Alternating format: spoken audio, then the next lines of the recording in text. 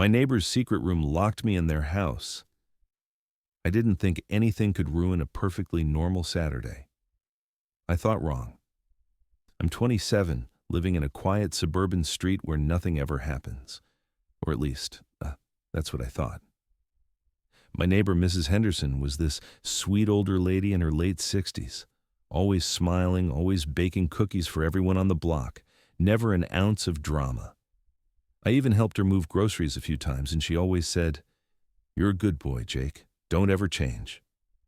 That Saturday, I went over to return her garden shears I'd borrowed. I knocked on the door. No answer. I figured she was napping.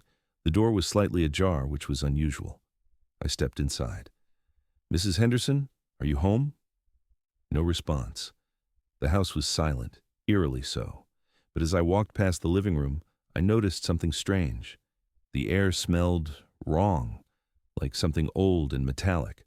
My eyes landed on the carpet, a small pool of liquid, dark and sticky, leading toward the basement door. I froze. My heart started racing. Should I leave? Call someone?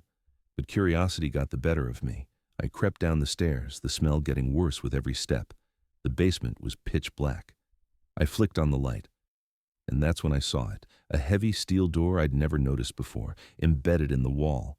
There was no handle, just a tiny keyhole. A note was taped to the door. In shaky handwriting, it read, "Do not open, ever." Of course I touched it. Of course I tried to peer through the keyhole, and that's when I heard it, a faint click from behind me. The basement door slammed shut. I spun around. It wasn't the basement entrance, it was the front door. Locked. I was trapped. Panic surged. I banged on the door. "Mrs. Henderson, someone help!" No response, only silence. I turned back to the steel door. My mind raced. I'd heard of secret rooms, hidden safes, bizarre family stories. But in real life? Never. I grabbed a chair and tried to force it open. Nothing. Solid steel. Then I noticed a small keypad on the wall. Numbers 0 through 9, blinking red. A code. My hands shook as I tried to think. Why would Mrs. Henderson have a secret room, and why trap someone in the house? I remembered the grocery trips. She always had a little envelope in her purse she'd hand to me. I dug through my pockets. Nothing. Then I remembered something weird. When she handed me the shears, she'd whispered, "Remember, curiosity can be dangerous." My stomach dropped. I realized she'd been planning for this somehow. I tried the door again. Still locked. Hours passed. I had nothing to eat, no phone signal, no idea who could help me. And then I heard movement upstairs, soft footsteps, quiet, deliberate. A voice called down, "Jake, why are you down there?" I froze. "Mrs. Henderson, please, you can't just lock me in." She laughed softly. "Oh, Jake, you've been curious for years. Always peeking, always asking questions. But some things are not meant to be found." I felt a chill run down my spine. She wasn't herself. Something had changed. Her tone was cold, calculated. I don't understand," I stammered. "What is in that room?" Her footsteps descended the stairs slowly. Secrets? Family secrets? Things my neighbors aren't meant to know. Things people would kill for. I realized then that Mrs. Henderson wasn't the sweet old lady I thought I knew. She pressed a button on the keypad. The red light turned green. "Go on," she said. "Open it." I hesitated. My heart pounded. The air smelled of rust and fear. I pushed the door open. Inside was a small, pristine room, dust-free. Shelves lined with journals, files, and boxes. On one shelf, I saw stacks of cash. On another, strange artifacts, small sculptures, and objects I didn't recognize. On a table in the middle of the room was a large book, leather-bound, with my name written on it. "What is this?" I whispered. She came down behind me. "Your family, Jake. My husband worked with your father. There are things you need to know, things your father never told you." I blinked. My father had died when I was young. He'd been a mild-mannered accountant, nothing unusual. "Why are you showing me this now?" I asked. She smiled, but it didn't reach her eyes. "Because he's dead, and someone else is looking for it. You need to know the truth before it's too late." I felt a wave of nausea. My father's death. Maybe it wasn't an accident. Mrs. Henderson handed me one of the journals. It was filled with codes, names, locations, a network of people my father had been involved with, some government agencies, some private, some dangerous. I realized then that I had walked into something far bigger than I could have imagined.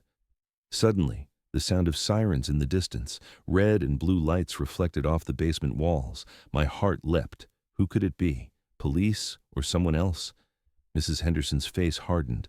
They know you're here. You need to leave. Now. I grabbed the journals, the key files, and a small locked briefcase. She opened a side door I hadn't seen before, a narrow passage that led to the alley behind the house. I ran. My heart pounded. Whoever was after this information was close. I could hear footsteps behind me. I dared not look back. I made it to my car and locked the doors. I thought I was safe, but the street was empty. Too empty. Then my phone buzzed. A single text. You have what we want.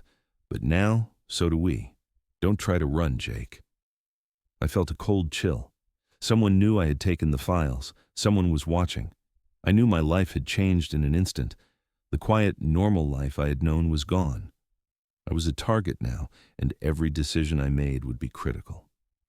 I drove to a friend's house explaining nothing, told him I needed a place to hide for a while.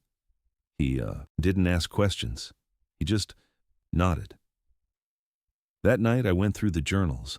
I found names I recognized from my father's past, locations tied to old government contracts, and my father's signature on some of the documents.